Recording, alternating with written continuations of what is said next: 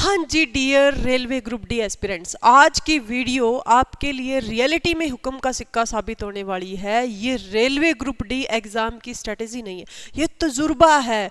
जो बच्चे railway group D का एग्ज़ाम क्रैक कर चुके हैं, जो टीचर उनको पढ़ा चुके हैं, सबके तजुर्बे को इस वीडियो में शामिल किया गया है। तो जो बच्चे इस वीडियो को देख लेंगे, रियलिटी में उनका एग्ज़ाम 101% क्रैक होगा। तो लेट्स स्टार्ट करते हैं। स्टार्ट करने से पहले मैं बता दूं कि मेरी एक प्यारी सी क्लास भी आती है भाई अपने ही यूट्यूब चैनल पर, रेलवे ग्रुप डी के लिए 2:30 से 3:30 बजे। बहुत बेहतरीन क्लास होती है, लाइव क्लास 2:30 से 3:30 दोपहर के समय, ठीक है। तो उस क्लास को भी जरूर लगाया कीजिए, वो आपको बहुत बेहतरीन रिजल्ट जो है वो देने वाली है, इस वजह से मैं आपको बोल रही हूँ। तो यहाँ पर देखो, railway group D strategy 2026, railway group D strategy 2026। देखिए, 0 से सिलेक्शन तक कंप्लीट स्ट्रेटेजी है ये। सबसे पहली बात, सिलेबस है, स्टडी प्लान है, और जो बच्चे क्या क्या मिस्टेक्स करते हैं वो भी इसमें शामिल की गई है। भाई क्या मिस्टेक्स करते हैं बच्चे और उनको नहीं करना चाहिए अगर आपने रेलवे ग्रुप डी का एग्जाम क्रैक करना है तो अब यहाँ पर देखिएगा, टोटल क्वेश्चन अब आपको पता है कि भाई इसमें 100 मार्क्स के आते हैं, ठीक है। टाइम आपको 90 मिनट का मिलता है। नेगेटिव मार्किंग आपकी 1/3। और अगर आपको 20% भी ऐसा लग रहा है कि ये क्वेश्चन मेरे से गलत हो सकता है, मैं सब बोलती हूँ कि उसको छोड़ने का ही फायदा है, ठीक है। उसके बाद में सब्जेक्ट आपके मैथ, रीजनिंग, जीएस, जीए यानी कि जनरल साइंस, जनरल अवेयरनेस, ठीक है। क्लियर है? ये चारों के चारों कितने कितने नंबर के आते हैं? 25 नंबर के आते हैं, ठीक है। उसके बाद में मैथ्स की स्ट्रेटेजी को आप डिस्कस करेंगे। देखिए, जो हमने चैप्टर यहाँ पर लिखे हुए हैं ना, वो चैप्टर ये जैसे कि परसेंटेज हो गया, रेशियो हो गया, प्रॉफिट एंड लॉस हो गया, एसआई सिंपल इंटरेस्ट हो गया, टाइम एंड वर्क हो गया, स्पीड, डिस्टेंस, एवरेज, डेली। अब ऐसा नहीं है कि इन चैप्टर्स के अलावा कुछ आता नहीं है, लेकिन ये वो चैप्टर्स हैं जो पेपर में आएंगे ही आएंगे, 100% आएंगे। तो मैं आपको पेपर क्रैक कैसे करना है, क्या पढ़ना है, क्या छोड़ना है, वो सारी की सारी बातें बताऊंगी। तो ये चैप्टर को तो छोड़ना है ही नहीं। ये जो चैप्टर्स लिखे हुए हैं, परसेंटेज हो गया, ratio, profit and loss, SI, time and work, speed, distance, average. अब यहां पर मैंने एक लाइन लिखी है, फोकस, कैलकुलेशन, स्पीड। बिल्कुल फोकस करना है। देखिए, कैलकुलेशन वाले क्वेश्चन आते हैं आपके पेपर में, कैलकुलेशन वाले क्वेश्चन आते हैं जिसमें आपको इतना ज़्यादा टाइम नहीं मिलता कैलकुलेशन के लिए। तो जितना हो सके कैलकुलेशन पे आपने फोकस करना है। बच्चों ने बोला है कि मैम अगर मैथ करना है, मैथ हमने कैसे किया, जो बच्चे सिलेक्ट हो चुके हैं वो बोले कि मैथ इस टाइप से करो मैम, कि जो फॉर्मूलाज हैं, चाहे स्पीड एंड डिस्टेंस के हैं, प्रॉफिट एंड लॉस के हैं, आपकी टेबल है, आप अगर लाइब्रेरी में बैठ के पढ़ रहे हो तो उसको अपने सामने उसका चार्ट जो है वो चिपका लीजिए।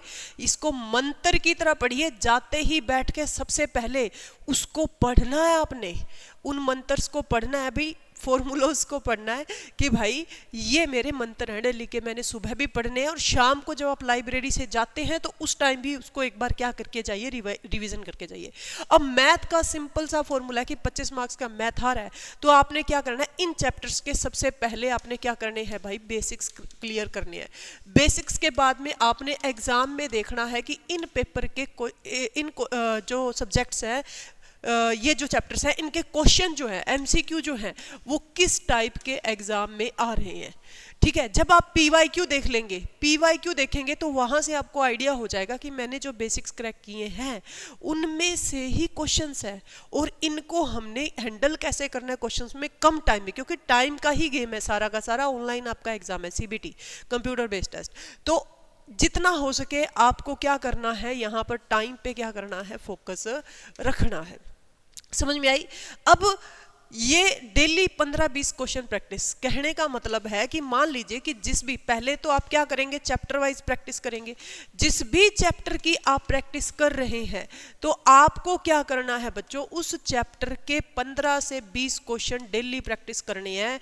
और मैथ को आपने 1.5 घंटे का जो टाइम देना ही देना है, 1 घंटा 30 मिनट आपको देने ही देने हैं मैथ को, ठीक है। उसके बाद चलते हैं नेक्स्ट पे। अब बात करते हैं रीजनिंग की। Number and alphabetical series, coding, decoding, analogy, blood relation, direction, Venn diagram.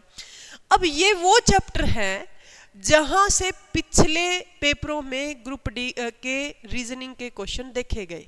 समझ में आई? ये रीजनिंग के वो क्वेश्चन है, यानी कि 25 क्वेश्चंस रीजनिंग के आ रहे हैं।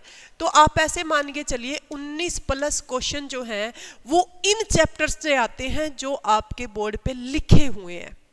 और फंडा सिंपल सा ये है कि डेली 1 प्रैक्टिस सेट लगाइए। जैसे कि 25 क्वेश्चन आते हैं तो 25 क्वेश्चन डेली सॉर्ट आउट कीजिए। इससे पहले जो बच्चा जिसका सिलेबस ही नहीं हुआ भाई, सबसे पहले तो आप क्या कीजिए, सिलेबस कीजिए। सबसे पहले तो आप क्या कीजिए बच्चों, इस चीज का सिलेबस कीजिए। अब सिलेबस करोगे ना तो आपको सबसे पहले ये जो चैप्टर्स है, जैसे कि नंबर सीरीज आपने करनी है, अल्फाबेटिकल सीरीज करनी है, क्या कैसे सोल्व होते हैं। जैसे नंबर सीरीज के लिए आपको टेबल आनी चाहिए, स्क्वायर याद होनी चाहिए, क्यूब्स याद होने चाहिए। अल्फाबेटिकल सीरीज के लिए आपको अल्फाबेटिक की नंबरिंग याद होनी चाहिए।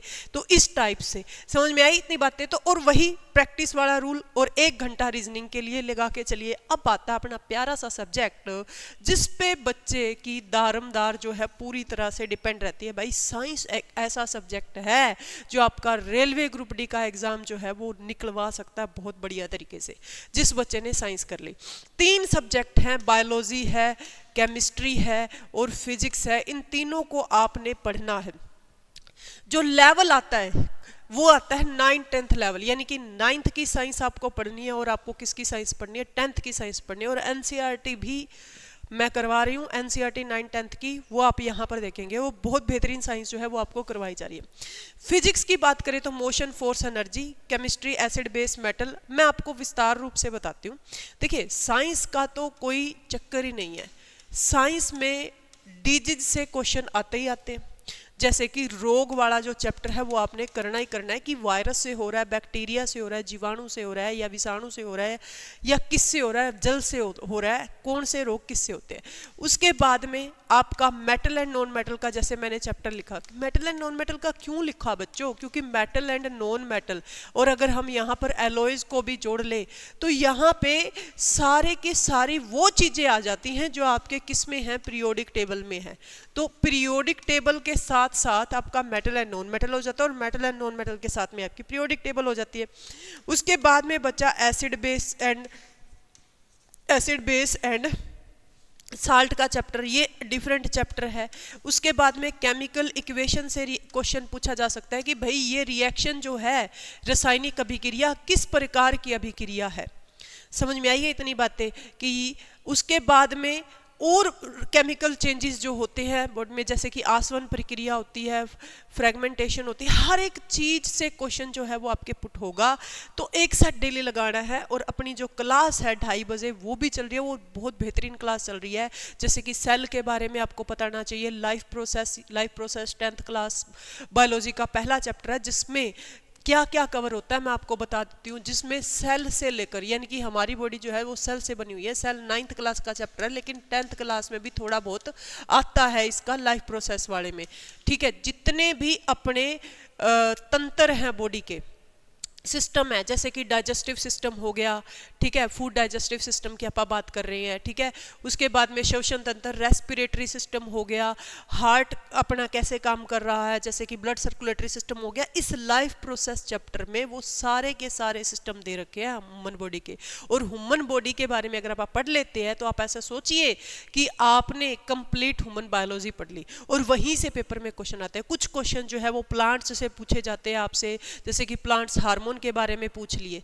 तो ये चीजें जो है वो आपसे आपके ब्रेन के बारे में क्वेश्चन जो पूछे जाएंगे, जैसे कि 10th क्लास का अगर आप 2nd चैप्टर पढ़ेंगे कंट्रोल एंड कोऑर्डिनेशन, वो सारा का सारा आपका ब्रेन पे डिपेंड करता है। फिर उसके बाद में रिप्रोडक्शन पे क्वेश्चन आ जाते हैं 10th क्लास का। तो आप उसी पैटर्न पे ही सारी की सारी चीजों को आप लेके चलेंगे। तो मैं इसीलिए बोल रही हूँ कि एक बार तो आप 2:30 से 3:30 बजे की जो क्लास है वो लगाइए। और अगर आपका रिस्पॉन्स मुझे दिखा तो आप इसको और भी बहुत बेहतरीन तरीके से चैप्टर वाइज भी लेकर चलेंगे। उसके बाद में देखो जनरल अवेयरनेस की बात करते हैं। तो जनरल अवेयरनेस की बात करते हैं, करंट अफेयर लास्ट से 6 से 8 महीने के करंट अफेयर जो है वो आपके पेपर में आएंगे।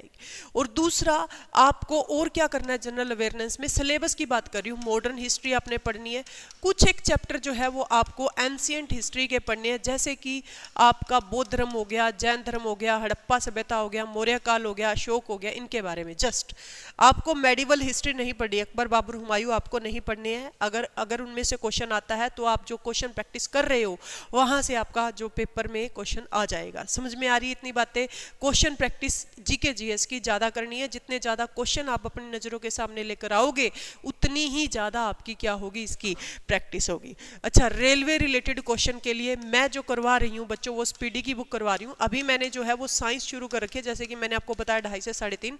अगर आपका रिस्पॉन्स बढ़िया रहता है तो आप मेरे को यस और नो करके बताना, मैं आपकी एक क्लास जीके जीएस की भी शुरुआत कर दूंगी। और जीके जीएस का तो एक ही है कि भाई जितना हो सके सिलेबस कीजिए, जैसे कि मॉडर्न हिस्ट्री मैंने बोली है और एंशिएंट हिस्ट्री बोली है, इसके साथ में पॉलिटी और एक जो अपना पार्ट है वो है स्टैटिक जीके का। 1-2 चैप्टर ऐसे हैं ज्योग्राफी के, जैसे कि वायुमंडल हो गया, एटमॉस्फेयर हो गया आपका, और उसके बाद में आपकी क्या बोलते हैं ब्रह्मांड के बारे में। तो ये 2-3 चैप्टर ऐसे हैं जो ज्योग्राफी में भी आपको पढ़ने पड़ते हैं। ठीक है, तो ये तो था जीके जीएस का रूल। उसके बाद में डेली स्टडी प्लान है, वो आप अपने हिसाब से कर सकते हो। जैसे कि यहाँ पर मैथ 1 घंटे का लिख रखा है, तो मैं तो ऐसे बोलती हूँ कि मैथ का 1 घंटे में कुछ भी नहीं बनता, कम से कम उसको 1.5 घंटे दीजिए। रीजनिंग 1 घंटे में चल जाएगी, जनरल साइंस 1.5 घंटा, क्योंकि 3 सब्जेक्ट है, बायोलॉजी, केमिस्ट्री, फिजिक्स, कोई भी 2 पहले उठा लीजिए। करंट अफेयर आपको 30 मिनट देने ही देने हैं। उसके बाद में जनरल अवेयरनेस की बात करें तो उसको भी 30 से 35 मिनट आपको डेली देने पड़ेंगे। यानी कि कम से कम अगर आप रेलवे ग्रुप डी के लिए जा रहे हो तो आप 4 या 5 घंटे का टाइम अपने लिए निकालिए। अच्छा, मॉक टेस्ट स्ट्रेटजी। अब अगर आपका सिलेबस कवर हो गया है, सिलेबस के बाद में अगर आपने मॉक टेस्ट नहीं लगाए तो आप भूल जाइए कि आपका कोई भी एग्जाम जो है वो क्रैक हो जाएगा। इस चीज़ को तो आप सोच के ही चलिए। सिलेबस करने के बाद में मॉक टेस्ट ही बताते हैं कि भाई आप कितने पानी में हो, कि भाई आपने कितना कुछ किया है अभी तक। और जब आप मॉक टेस्ट देते हो तो आपको अपनी मिस्टेक्स जो है वो पता लगती हैं कि भाई मैंने जो मेरी मिस्टेक्स की हैं वो कहाँ पर की है। उन मिस्टेक्स को आप खुद इम्प्रूव करेंगे। समझ में आ गई? आप इम्प्रूव करेंगे, इम्प्रूव करने के बाद में फिर से प्रैक्टिस टेस्ट देंगे और फिर उसके बाद में फिर मिस्टेक आएंगी तो उनको चेक करोगे। समझ में आई इतनी बातें? तो ये चीज जो है मॉक टेस्ट बहुत है। क्लियर है कि इसने बोला कि 2 मॉक टेस्ट पर वीक जो है वो आप जरूर दिया कीजिए फुल मार्क्स के।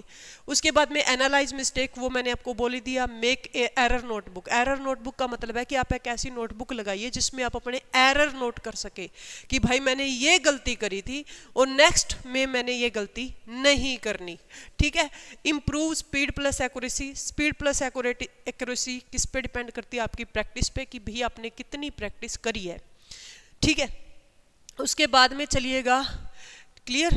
तो कॉमन मिस्टेक्स जो होती हैं, only watching video know practice, कि आप पढ़े जा रहे हो, वीडियोस देखी जा रहे हो जस्ट, ठीक है, और आप प्रैक्टिस कर नहीं रहे, ये सबसे बड़ी मिस्टेक है। Ignoring mock test. Mock test को इग्नोर कर रहे हो, जैसे कि मॉक टेस्ट आप नहीं दे रहे तो आपको अपनी गलतियां ही नहीं पता लगेंगी, तो फिर आप उसका सुधार कैसे करेंगे। No revision. रिवीजन नहीं कर रहे। देखिए, आप जब आपको गलतियां पता लगेंगी तो रिवीजन। मैं ऐसे बोलती हूँ कि भाई किताबें सारी बढ़िया होती हैं, लेकिन आप एक किताब जो भी उठा रहे हो उसको दोबारा उसकी क्या कीजिए, रिवीजन कीजिए। Studying without plan. आप अगर प्लान के विदाउट स्टडी कर रहे हो, आपका कोई प्लान नहीं है, जहाँ से कुछ मिला उठाया और पढ़ लिया, ऐसे एग्जाम क्रैक नहीं होते। एग्जाम क्रैक करने के लिए एक प्रॉपर स्ट्रेटेजी जो है वो आपको बनानी पड़ती है। तो ये था आपका प्लान, और अगर आप इस हिसाब से जो भी बातें मैंने आपको बोली है उन बातों को एक बार नोट करके जरूर देखना और उन पर अमल जरूर करना। आपका एग्जाम क्रैक ना हो तो बताना। तो 2:30 साढ़े 3 बजे क्लास, 2:30 से 3:30 बजे वाली क्लास में मिलते हैं। Thank you so much to all of you.